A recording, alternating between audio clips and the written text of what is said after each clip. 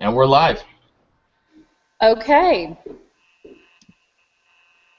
Welcome everybody to the Literacy Research Association Research to Practice show.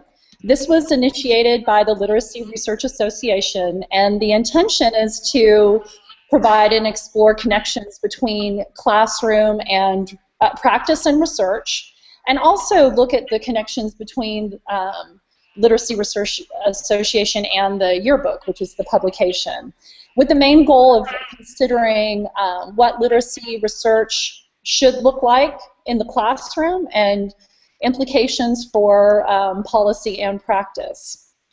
So today we're actually talking about the topic of feminist pedagogy and connections to the Common Core State Standards. And my name is Angela Wiseman. I'm a literacy professor from North Carolina State University. And I thought I'd start us off just talking very generally about feminism and providing some information about that.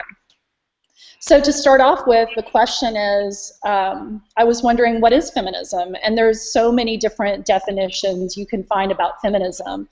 But I really like Bell Hooks, who defines it as a movement to end sexism, sexist exploitation, and oppression. Feminism as a philosophy and action is rooted in an important history that reflects work to improve status and the living conditions of women, and to facilitate participation of women in all aspects of life. Historically speaking, there's three waves. The first occurred with the suffragettes of the late 19th and 20th century. Second, the women's liberation movements of the 1960s focused on grassroots organization of social and political change.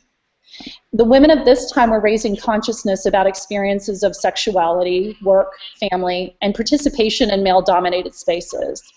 The third wave focuses on postmodern and post-structural thought.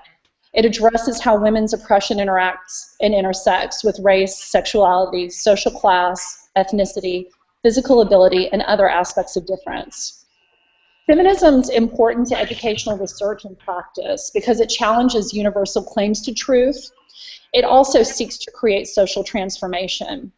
I mentioned the idea of research and practice, not just because that's the focus of this Google Hangout, but also from a practical and practitioner standpoint. Feminism plays an important role addressing excluded or silenced groups through challenging dominant approaches and considering who defines what knowledge is, things like that. Those who identify with this third wave of feminist educational theoretical thought are influenced by postmodernism and post-structuralism, among other theoretical frames. There's often that notion of social justice and transformation that is inherent to how feminist researchers and educators approach their work. In this way, feminist work is political. Some of the topics related to feminism include the continuing force of sexism and patriarchal structures, so very similar to the other waves of feminist research and feminist movements. Feminist research and pedagogy also addresses the relationships with teachers and students and the relationships among students, and how these kinds of factors such as race, sexual preferences, physical ability, and age may affect those interactions. I know that Christine Malozzi, who's going next, is going to address feminist pedagogy, but I wanted to briefly highlight some important theorists and researchers and let you know a little bit about them. This is in no way a complete list. In fact, I finalized my notes for this talk, and I woke up this morning stressed out because several researchers came to mind that I wish that I had included. But it's just a sampling of important ideas that have emerged from the field. So my apologies to some of the wonderful work that's going on that I may not say right now. But I wanted to start with Judith Butler. She's a literature professor whose ideas have had a strong influence on feminist, queer, and literary theory. Her book, Gender Trouble, follows postmodern theories and challenges assumptions about sex and gender. The idea that women have a certain identity because they are women is problematized by Butler in many ways. She brings in sexual identity and shows that it was an issue to consider that all women are advocating for the same things, because that is not, that oversimplifies what's going on with the women's movement. There was such a variation, and it adds to this idea of binaries, which is also problematic. If you're women, women stand for this, men stand for this. Butler describes how we put on gender performances that reflect social norms. And I have a video on my resource link that has her discussing gender as performative. It's very interesting. Second person I'd like to mention is Meredith Sherland. Her book, Private Practices, Girls Reading Fiction and Constructing Identity, was published in '94, and it reports her ethnographic study of 11 and 12-year-old girls who live in a small town. It focuses on how they read both in and out of school and how certain practices were sanctioned for girls. She describes how every culture is characterized by a set of discourses which concern gender and which position people to behave and interact in gender-appropriate ways. And that's a quote from her book. I want to bring my part to a close by saying that feminist research has played a strong role in serving women's interests. However, there's been much criticism that many of the feminist researchers assume a white middle-class position. Bell Hooks explains that women in lower class and poor groups, particularly those who are non-white, would not have defined women's liberation as women gaining social equality with men, since they're continually reminded in their everyday lives that all women do not share a common social status. And I think that's important for us to keep in mind. I would also like to highlight some of the different perspectives on feminism that broaden the conversation beyond the identities of the white and the middle class. Bell Hooks has been very influential in opening my eyes to many of these issues. But I'd also like to highlight how Chicana and Latina feminist researchers such as Gloria and Anzaldúa have also contributed to this dialogue. Anzaldúa uses testimonio as a way to understand stories of immigration and transnationalization. She recognizes the complexities of combined, conflicting, and merging identities and calling for a new mestiza that challenges the binaries of identities. Bell Hooks' book, Teaching to Transgress, is critical of our current educational approaches, saying that the classroom is all about rules of control and that this silences many types of people. She discusses how to liberate students and presents ideas about how to do this. She also discusses how feminist movements are affected by culture, and again, puts it more into the position that it's been a white middle-class movement and has not been beneficial, particularly for African-American women. She has one of my all-time favorite quotes, and I'm going to end my kind of formal talk on this. It comes from Teaching to Transgress, and she says, "To teach in a manner that respects and cares for the souls of our students is essential if we are to provide the necessary conditions where learning can most deeply and intimately begin." Thank you. Okay, so I guess it's my turn. I am Christine Malazzi, and I am going to speak a little bit about feminist pedagogy. And I know that Angela set us up with some really good background for feminism. And I can only reiterate, for as many different feminisms as there are that many different feminist pedagogies. I know that we're also going to be talking about argument today, and I wanted to start with a really brief narrative. I was having a conversation with a graduate student from China, and she really made me realize just how steeped in culture we are in argument, and that it's definitely a social construction. She was saying that she was sitting in her graduate classes and she was amazed at how much talk the students are doing, offering opinions and stories and points that are related but maybe tangential. And she was surprised that, and I think she was politely speaking about me. I think she was politely saying, "I'm really surprised that at the end you don't tell us what to do." And I thought, yeah, that's right, I don't. And that in the end, there may or may not be a nugget of best practice or the right way, and sometimes it's appropriate to share that and sometimes it's not. She felt like U.S. education was a lot of argument that never really arrived anyplace, and I confess that sometimes I feel the same way in the classroom. At its best, I've seen educational contexts that are like a gunfight at the OK Corral. Whoever shoots first or loudest or longest wins. And alternatively, I've seen educational environments that sort of spin students and teachers into this sweet cloud of warm cotton candy that provides everyone a chance to share and be heard, but not much educational nutrition. So I wanted to talk about feminist pedagogy and some things that it is, and some things that it may not be. So a lot of times, feminist pedagogy is attached to words like empowerment, community, voice, resistance, dialogue, and shared discursive space. Feminist pedagogy is based in feminism, and therefore it's grounded in teaching strategies and instructional content and learning relationships that strive to go beyond didactic, oppressive, isolating, and competitive practices just for the sake of competition. And what that means is that everybody within the educational context works very hard to engage in reflective praxis so that any directions that are chosen get constantly evaluated for whether or not they are being beneficial for the group or for the wider context, or whether they're being harmful. For example, I'm reminded of Elizabeth Ellsworth. It's an old piece, but it's a good one. It's 1989 article, Why Doesn't This Feel Empowering?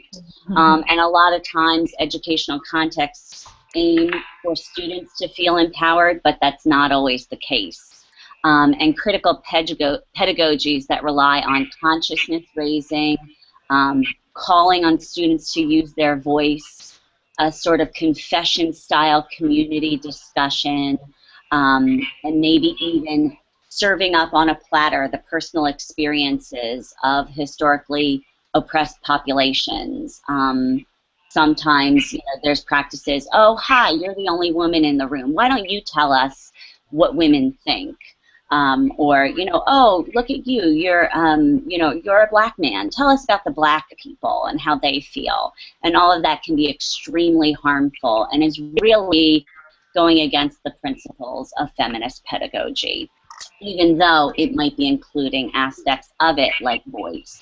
So feminist pedagogy is definitely not an absolute solution to any sort of top-down teaching practices, but it is an alternative. So a principle that I have found valuable, or a set of principles, are the ones that are offered by Mayer and Tetreault in this book, The Feminist Classroom. And I'll put that, that citation up in the notes for everyone. These 4 ideas that are integral to a feminist classroom are mastery, voice, authority, and positionality.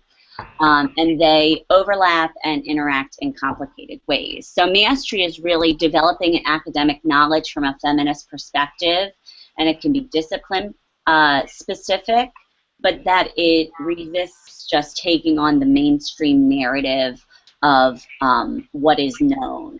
That to work for mastery asks people to push the boundaries of what is known, how people think of a topic, and who is allowed in the conversation. Voice as an active principle, it brings awareness to who's at the table of knowledge development. Epistemologically, knowledge is seen as not something that's out there and can be captured and corralled and accumulated like little nuggets, but that knowledge is constructed in a sociocultural, political context, and whose voices are allowed in that knowledge construction, who is silenced, how can silence be used strategically to allow for a diversity of voices. Authority is the 3rd principle, and that, and this is one as a teacher that I struggle with a lot. Sometimes educational contexts assume that a group like teachers have authority and others like students do not, and this binary thinking is really limiting. That authority perhaps needs to be shared, but that is something that is quite contentious. For instance, as a woman, as a professor, I'm adopting the authority granted to me by my institution, and by adopting that authority, it's a way for me to resist the patriarchal history of ignoring women's know-how. But anyone just needs a quick peek at some recent research done by McNell, Driscoll, and Hunt, which basically says that effectively the best way for professors, even female ones, to receive good student evaluations is for those teachers to be male. So it seems like even adopting authority for good reasons doesn't necessarily solve issues, and that this circulation of power in the classroom may not be a solution, but it offers different opportunities for knowledge development. And then the last one is positionality, that we are an intersection within a community with any identity markers that we adopt regarding gender, race, class, sexuality, faith, and other markers, and that no identity in itself is oppressed or is dominant or somewhere in the middle. It's that within relations we are positioned to act in certain ways. And so in the classroom, that has a lot of influence on the relationships that teachers and students can build, especially within a standards-based curriculum where everything seems sort of top-down, but it is because of that structure that feminist pedagogy is all the more important for developing those contextualized, in-the-moment relationships of educational practice. I'm going to hand the microphone on to the next person. Okay, thank you so much. So far we've heard from Angela Wiseman from North Carolina State University and Christine Malozzi from University of Kentucky. We also have in this conversation Amy Vetter. Amy, would you like to say hello? Hi, I'm Amy, and I'm from the University of North Carolina in Greensboro. And Brooke is also at UNCG. Hello, Brooke. Yes, hello. Thank you for having me. And Allison, where are you now? I am at Montana State University in Bozeman. Great. And Julie, are you there? She is here, but we can't hear her yet. Hi, Julie.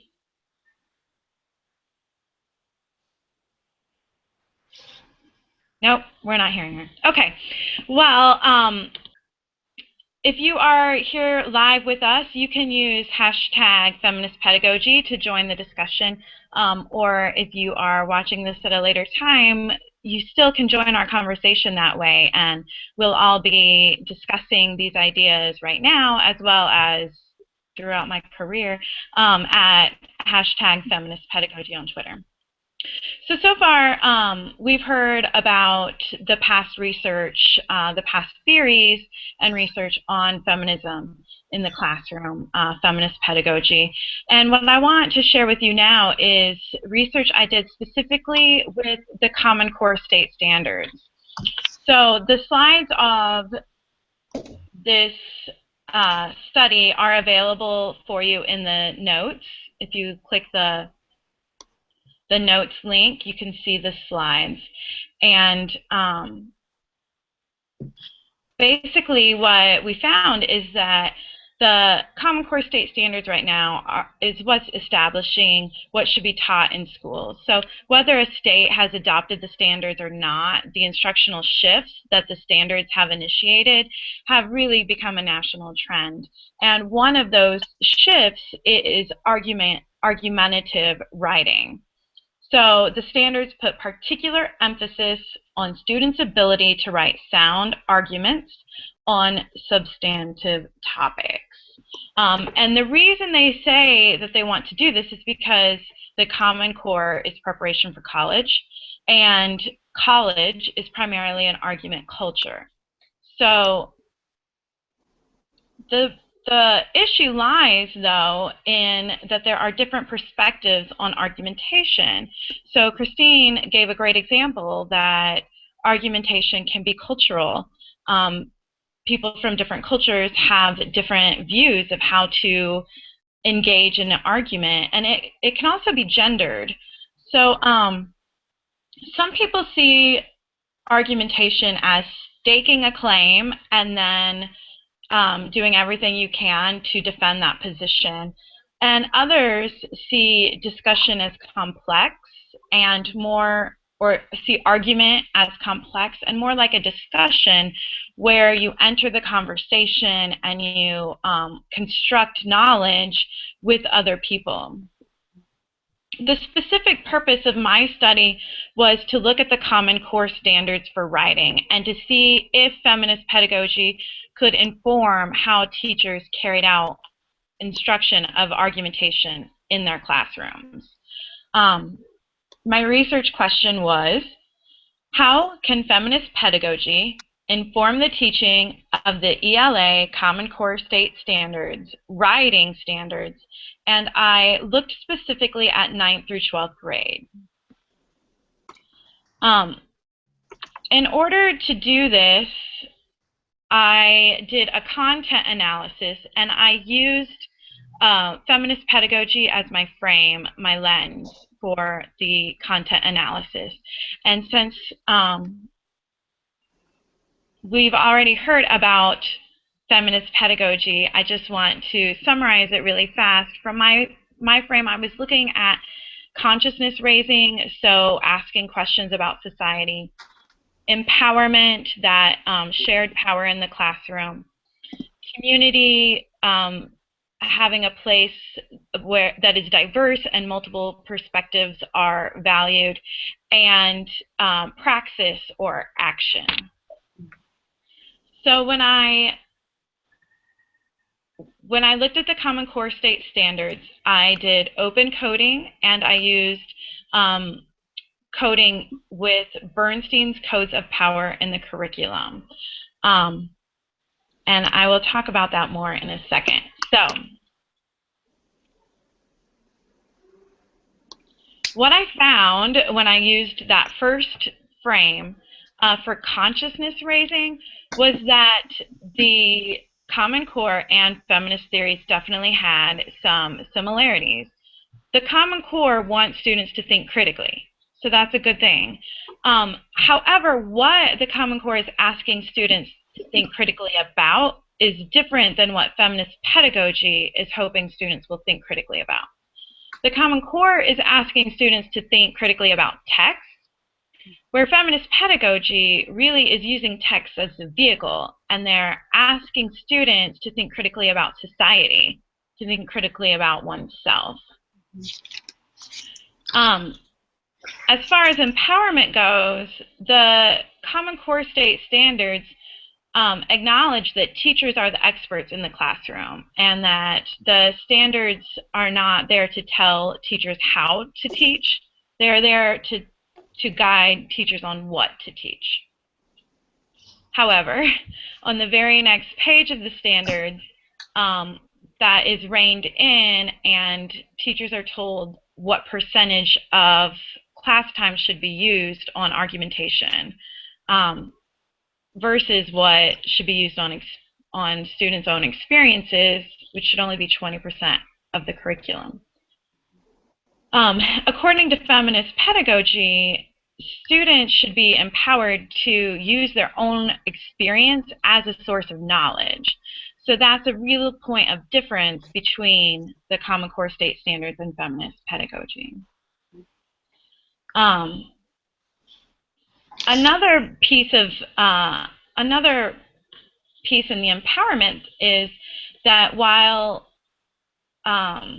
teachers were empowered and called experts, when you look at the expert research that was used to form the standards for argumentation, it is 100% white male. So all of the researchers and theorists who are cited in the Common Core State Standards for argumentation experts are white males. Just needed to say that again to get it through. So while multiple perspectives and teachers as experts are mentioned in words,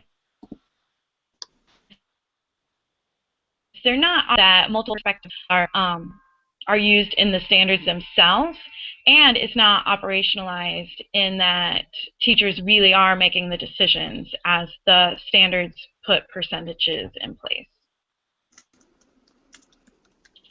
The next point I want to talk about is community. So one of the pieces of similarity is collaboration. So both feminist pedagogy and the Common Core state standards value collaboration. But one of the differences is the positionality of the standards as being skill-based. So the Common Core state standards, in my analysis, view writing as cognitive and social. And education is about acquiring the skills needed in career and college. However, in feminist pedagogy, education is seen as political.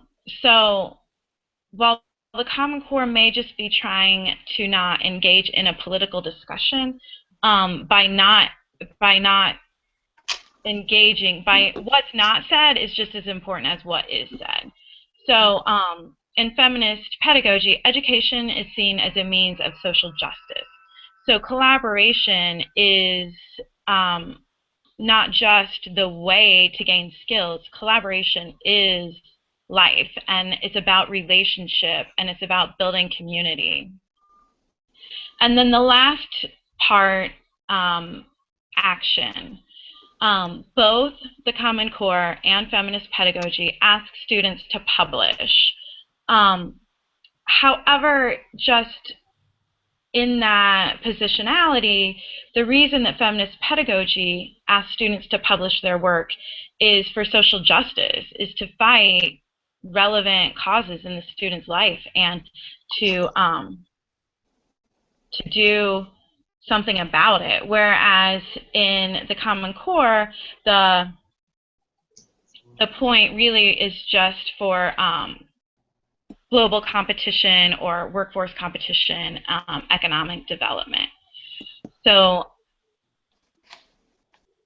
a related point is that is these multiple perspectives in the document itself, and that's a way that we can really implement this research, my content analysis, into the classroom.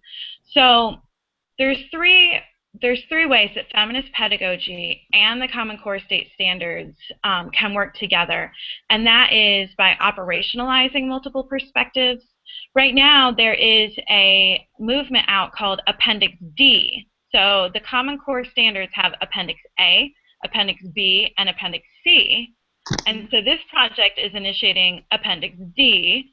And in Appendix D, they're asking teachers to recommend titles that are from different perspectives to be used as exemplars in the class. So this can be used, they can be used as model texts, they can be used as readings that initiate the students' thoughts in order to form arguments. There's many ways to use those in the classroom.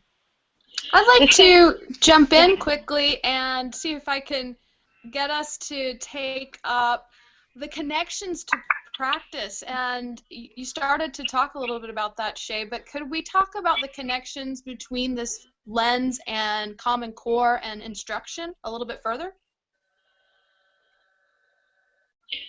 Yeah, Allison, do you want to talk about your research? Yeah, I would love to. So as I'm listening to you talk, the research that I am a part of with Sang-Hee Ryu and Dave Bloom, both at Ohio State University, is really looking at a lot of these same notions, but looking at it from the framework of rationalities and thinking about what makes a student and an individual reasonable and how are they perceived as such by others. And so what we did across the classrooms, our overall project, we were in 31 high school English classrooms looking at one unit of instruction. and that was deemed as a unit by the instructor himself or herself, and we literally just observed. And as we went through a lot of that data and worked with these teachers and talked about it, we noted a few teachers, and it was a small number of teachers who were doing something different. Their students were having experiences in the classroom that were unique, and their final papers were distinct in nuanced ways, not major ways if you were just doing a basic read through and scoring with an a priori heuristic, but we could tell that there was something special happening in these classrooms. And so the two that I want to talk a little bit about, one is a 9th grade classroom. It was in an urban high school. It was situated in a humanities course, so they did have 2 class periods together, so they had a large chunk of time each day. And the other was a 12th grade AP language classroom. And as we were looking across these two, a lot of these notions, Shay, that you're talking about, and bringing in with feminist pedagogy, especially this notion of community and this notion of authority and voice and positioning, was something that was explicitly discussed in these 2 classrooms. And so what we started noticing was that both of these classrooms used what we are calling a context-independent notion of rationality, meaning this was aligning a bit with the Common Core. As you said, the Common Core wants students to write an argument in a, quote, reasoned and logical way, right, of demonstrating the writer's position, belief, or conclusion. And then the core also gives us a definition of what a logical argument is, and that's in Appendix A. And it, it talks about a logical argument convinces the audience, and there are perceived merit and reasonableness of claims and proofs that are being offered.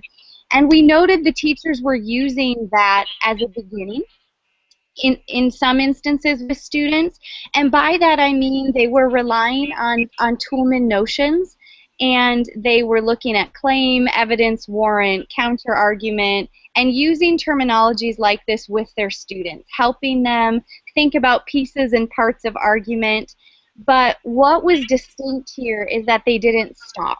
And once a student made a claim and had some evidence and was starting to think about a warrant, the teachers, they messed it up. They complicated it. They started offering these ideas to the whole class and asking other students to chime in and say, what are you hearing here that doesn't sound right? What doesn't feel right to you?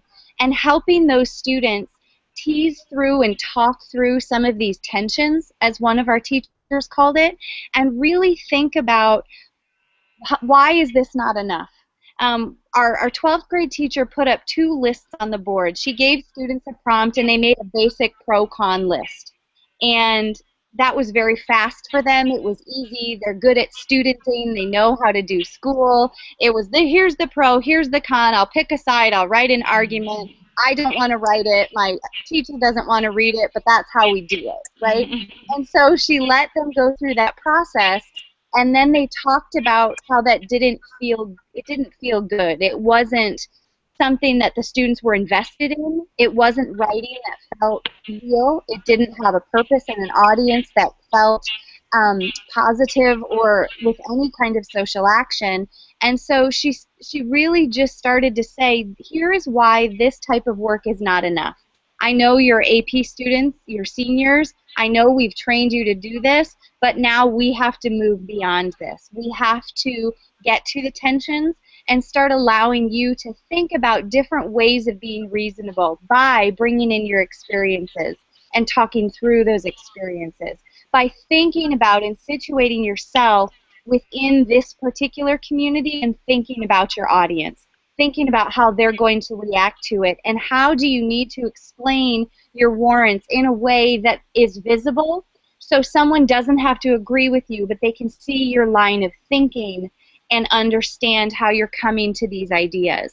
And so as we watch that and we're a part of that classroom and the other, we started talking about these other ways of being reasonable as context dependent. So we're using Habermas, his notion of communicative rationality, and that's asking students and people to come to some kind of consensus.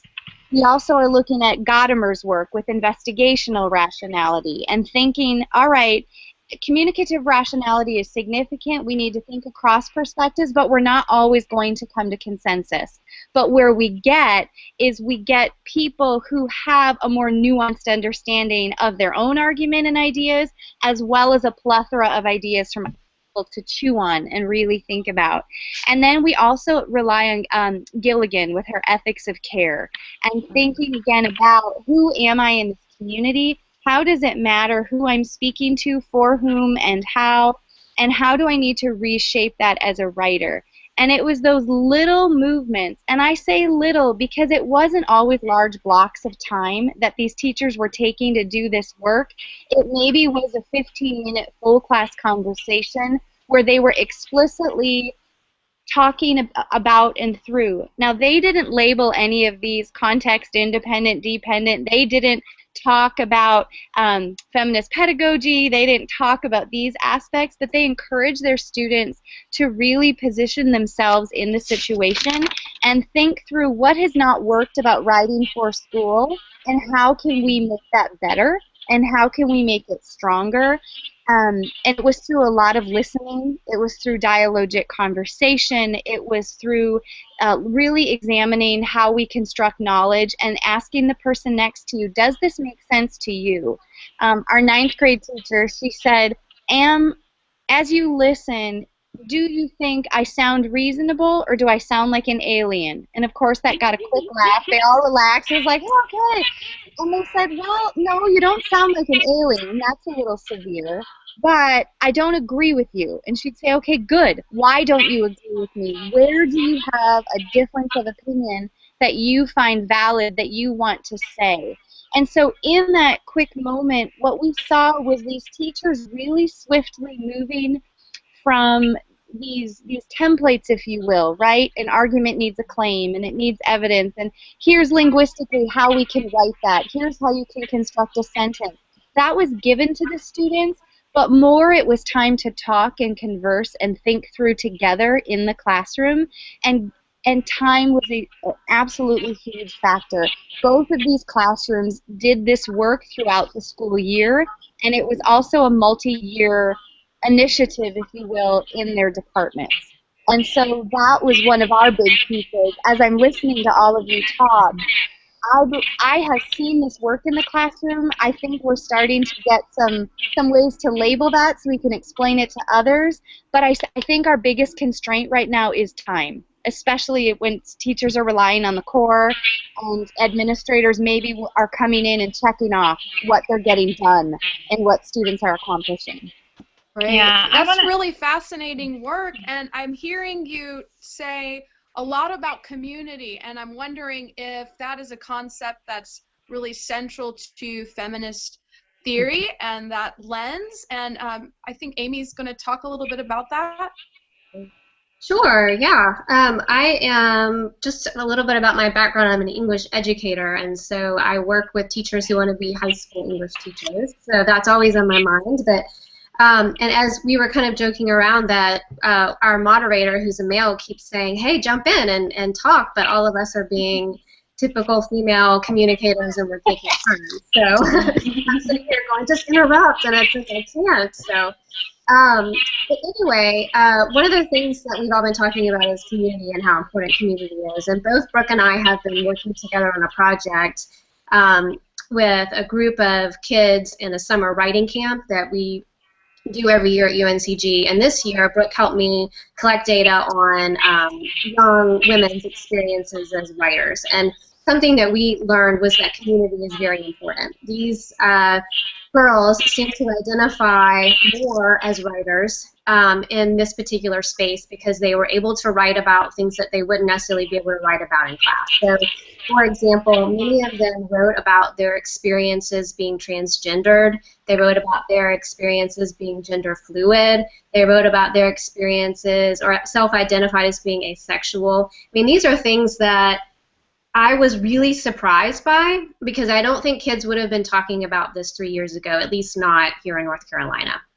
So I was pleasantly surprised by that, and I think that's something that we do need to talk about because when I'm working with my current students and I talk about feminist pedagogy, a lot of the things that they say to me are, well, first, what is it? So you got to help them understand what it means.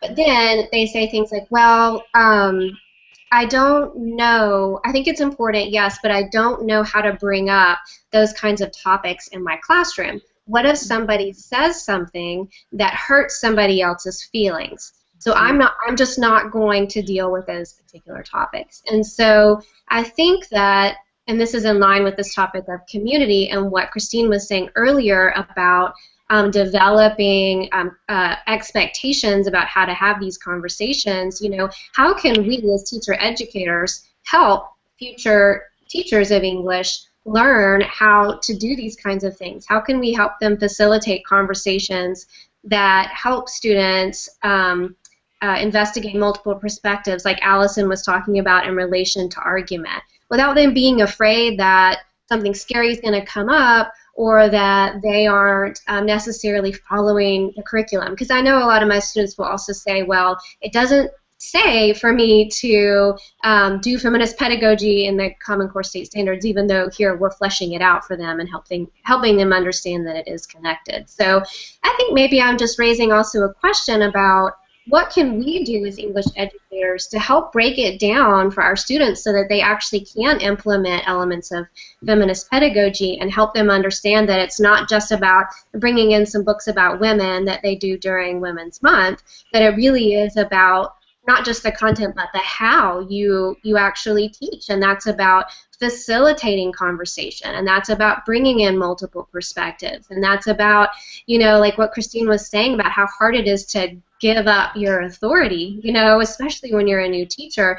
How can you sit with them and invite their voices so that what they have to say is heard and considered in the classroom and it actually shapes what they do? So, I mean, I don't know if we want to talk about this or. You know. So I was going to just bring up something that's a nice test to see whether or not you are enacting even a little bit of feminist pedagogy. And I try to present it to the teacher education students that I work with, but it really can work for all of us, is if you consider voice and authority and sharing that discursive space. If you notice that, like, imagine every time you say something, it's an imaginary ball, and that ball gets tossed to a student, and that student says something, and then the student tosses that talk ball to you. If it keeps coming back to you as a teacher, you're probably not doing as good of a job sharing the discursive space as you could. So what you want to try to work for is that you've got your hands on that talk ball less, and that talk ball goes to many different people and many different types of people, often without the discussion always being at the surface level. So it's something really hard. It's like you want to share that space, but you also want to go deeply into issues. And I, as a teacher, strive to make my comments fewer, but try to nudge that talk a little deeper. So that's just maybe some mental exercise that you can do to keep yourself in check. Another thing I wanted to mention is we talked about community and having multiple perspectives, and one of the things as a teacher during those discussions is to make sure that the power relationships outside of the classroom, the racial hierarchy or the economic status hierarchy or gender hierarchy that is in society, is not recreated in the classroom.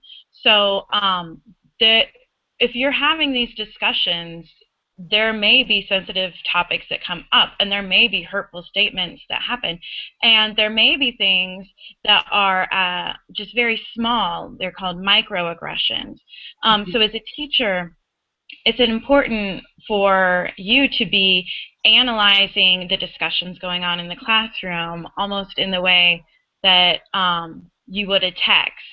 So you're looking at what's happening in the classroom to be aware and make sure that girls' voices are not being shut down.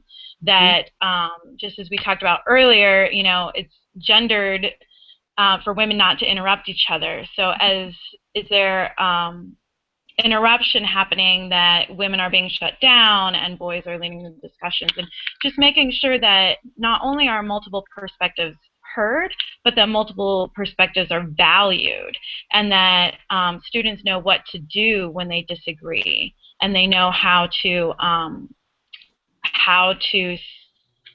assert themselves. So it's okay for there to be some conflict, and that's the point that Christine taught me, is that sometimes, you know, we need to argue and we've got to fight, but students need to know when that is, and also know that there's other ways, that staking a claim and sticking to that claim is not the only way to have argumentation in the classroom.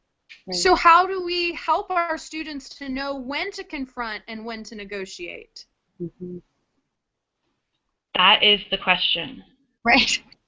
You know, and I certainly don't have an easy answer. I wish that I did, because I too am an English educator working with those pre-service teachers who want those answers.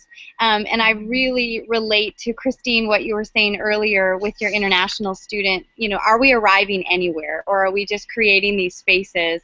And I go back to, just in preparing for today, I went back and was looking at what one of our senior students said to us when we asked him. We just said, can you tell us what you've been learning about argumentative writing in this unit? And he said, well, he said, like, it's not just learning how to argue, but argue in a way that's open-minded to multiple ideas and multiple perspectives.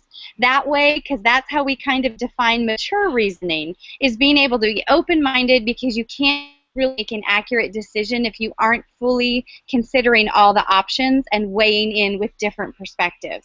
And we literally just sat back and thought, wow, you know, it's one of those from the mouths of babes. This is what this classroom was about. And so as we think of how to teach them this, I think it is certainly through these different moves and showing our in-service teachers and our pre-service teachers, showing them different transcripts from classrooms where dialogue is occurring, letting them see the mess of it, letting them see the moment where students are interrupting and it's rich and it's layered and it's not rude and someone grabbing the floor from another, but it really is creating that complexity that's needed to help us get to these spaces where we can maybe help them know how to pause and do some meta moments of reflection with their students and talk about how did that feel and what's happening and where are we arriving, and how is that helping us shape this community, to go back to that we are creating in this classroom space. I firmly believe that's a part of it as well, is that we need to teach our pre-service teachers how to create community with their students and how to truly put their experiences and their knowledge first and foremost, and weave in your curriculum around and with that, because I think starting that is a way to keep that dialogue open and to keep that talk ball moving among the students. And that was something, you know, if I go with that metaphor, in the classrooms that we studied where we had these multiple rationalities at play, that's what was happening. These students were holding discussions, whether it was small group or full group, where they were in the lead and they almost didn't notice they had a teacher. And there were 43 ninth grade students in the classroom, and it felt like there were 5. There was not one discipline issue. Certainly there were a few students who were not paying attention, but they weren't disruptive, and it was just flowing around, and it built on one another. And I think if we also think about how our curriculum builds within classes and over time, that can really help us think with our teachers about how to make these spaces. You know, rather than offering a new unit or a new topic all the time, that how can we have continuous curriculum a bit? So you've talked a lot about how to make the speaking culture in the classroom one of dialogue rather than more argumentative debate, but what about the writing culture?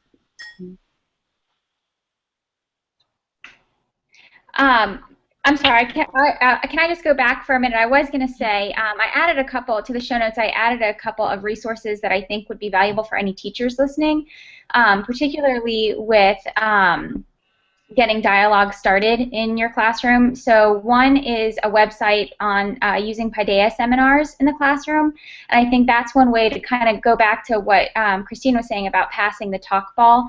There are videos on there and some good resources, and then also thinking about places to start.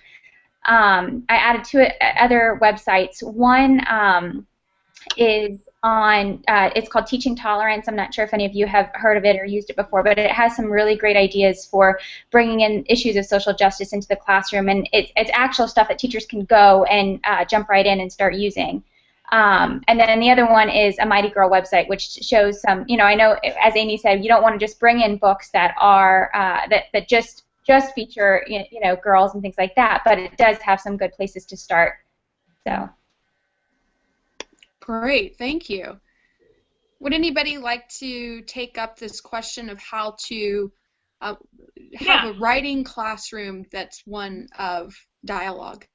Yeah, so I will, because that was one of the things when I was writing a paper about argumentation, being from multiple perspectives as a sole author was always on my mind.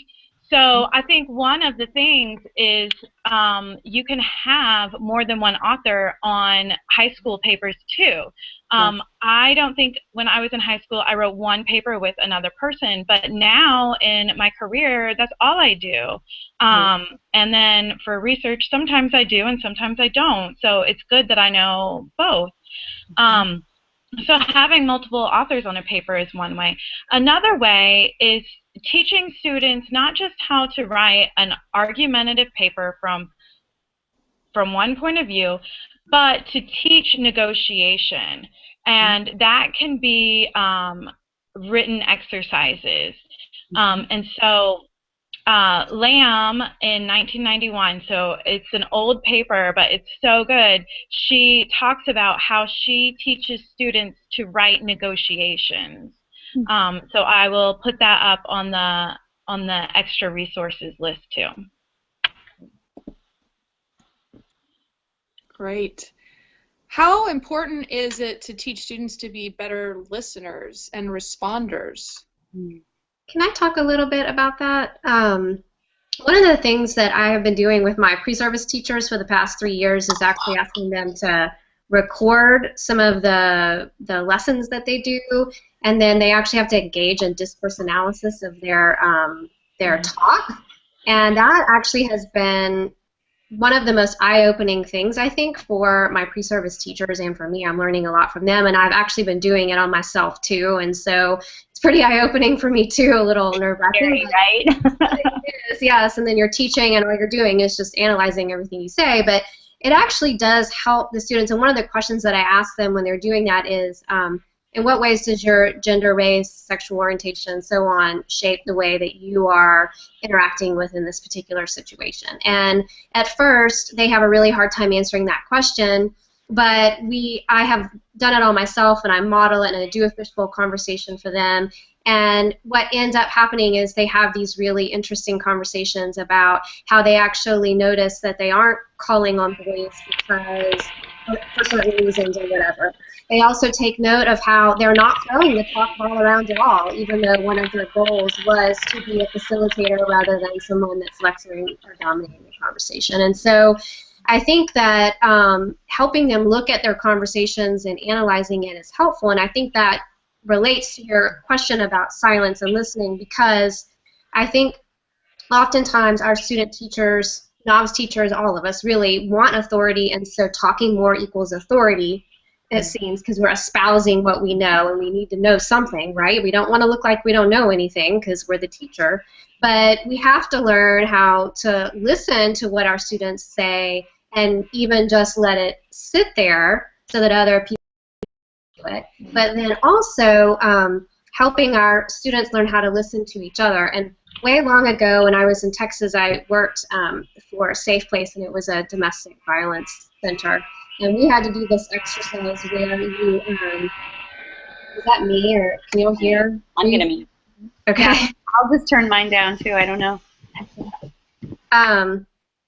One of the exercises was that you would have a conversation with someone else, and you weren't allowed to respond at all. You just basically had to pretend like you were a tape recorder or whatever, and you were just listening, and then when they were done, you would have to say back exactly what it is that they said. And the point of that was that to train your mind to really listen rather than just constantly thinking about, oh, I want to say this and this and this and this, rather than making it about you. And so I've been actually trying to do that in my classroom so that the teachers will understand or can practice how to actually listen rather than just thinking about reacting and responding all the time. So I think that there is something worth helping student teachers really think about what does it mean to interact in a classroom, and I think all of that can really be related to what we're talking about now. And I would add, if I could, to build on what Amy was just saying, is also showing them how that looks with the actual written work, right? And how we can interact with one another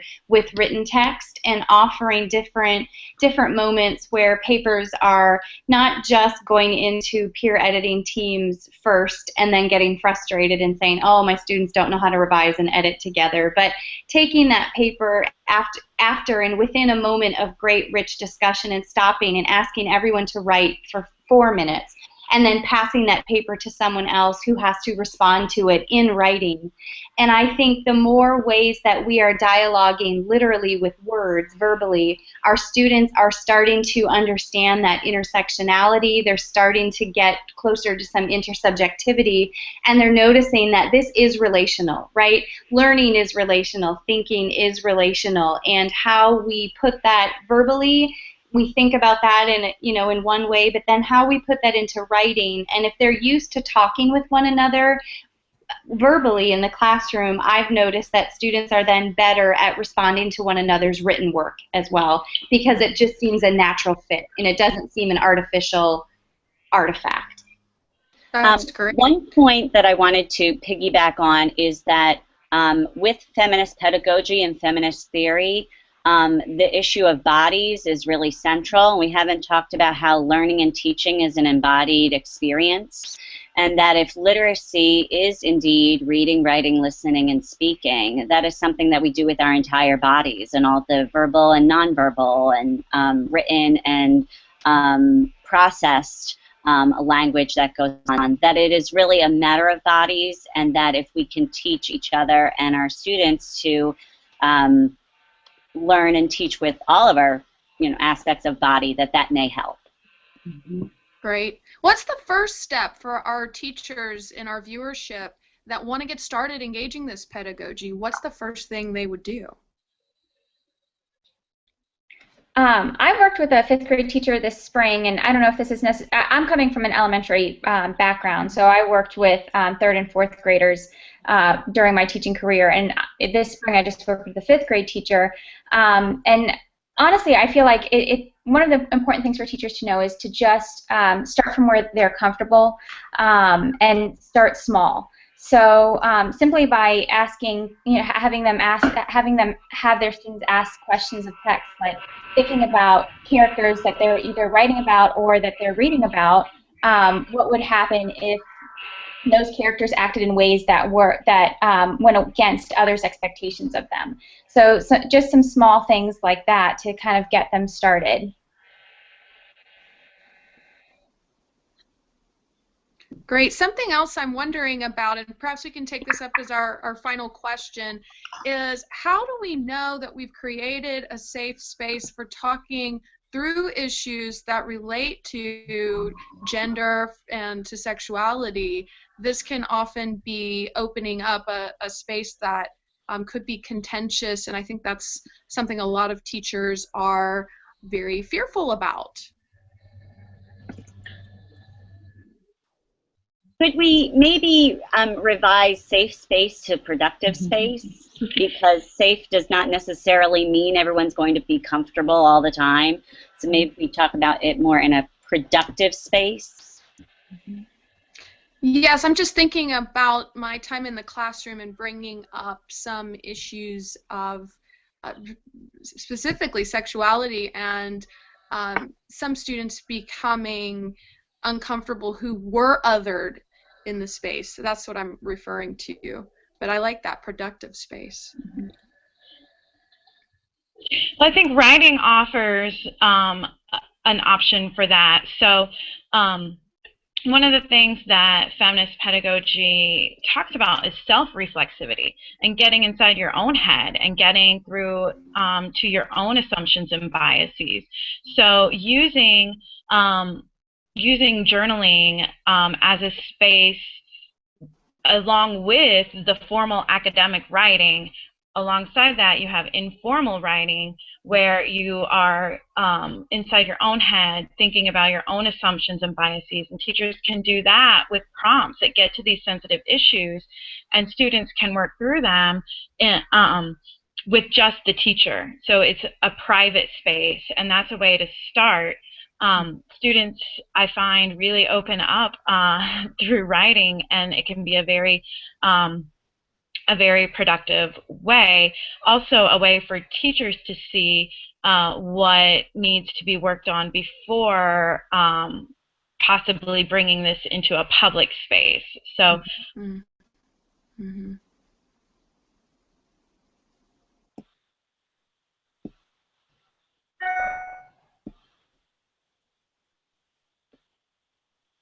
She's frozen. I thought so too. I thought.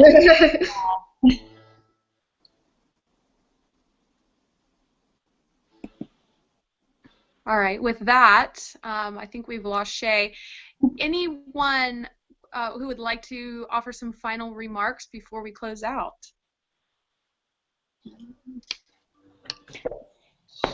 Sure.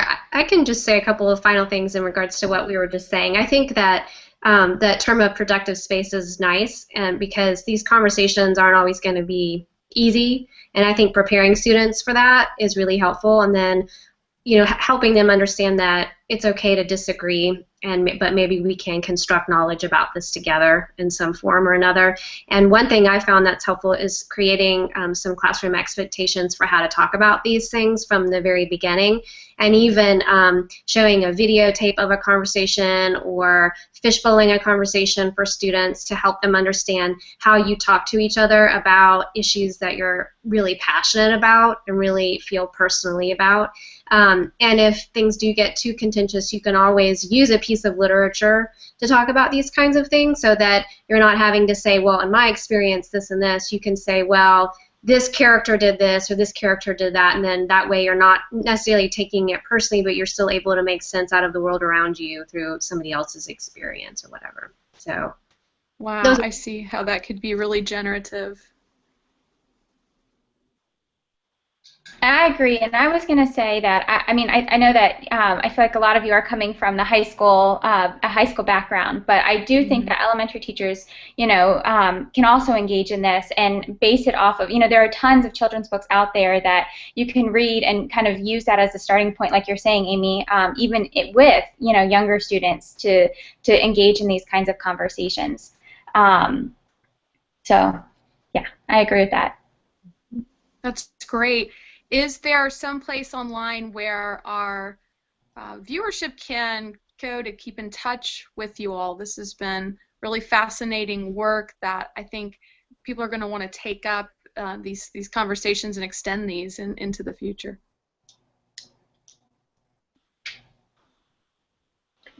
Well, we got our Twitter handle, right? That's great. So hopefully people will follow along on the hashtag and see our Twitter handles there to extend the conversation. And with that, I'd like to close out and thank our panel for sharing this really engaging work and with continuing the conversation. Thank you so much. Thank you. Thank you. Bye. Bye. Bye. Bye. Thanks.